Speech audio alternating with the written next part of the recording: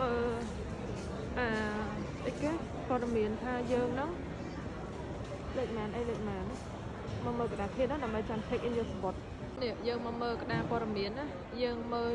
ជើងយន្តហោះយើងហើយយើងមើលម៉ោងហើយ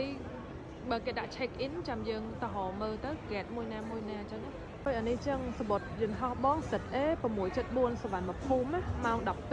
12:25 ចឹងគេឲ្យ counter យើងទៅ check in ហ្នឹងពីលេខ9ដល់លេខ12ចឹងយើងទៅ counter ណាក៏បានដែរ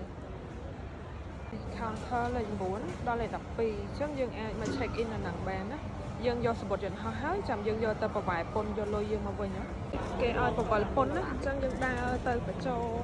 ឲ្យផុសទៅទៅដល់ខាងក្រោយគេនោះបញ្ចោលេខ7ដែលកំពុងតែថតហ្នឹងចឹងយើងទៅដកលុយយើងមកវិញណាចឹងទៅដល់នេះយើងឡើងចតានេះឃើញអន្តរជាតិ international ហើយយើងឡើងលើហ្នឹងទៅគេ check passport យើងឡើងទៅលើទៅដល់កន្លែងគេតម្រង់ជួចាំវាយ passport អ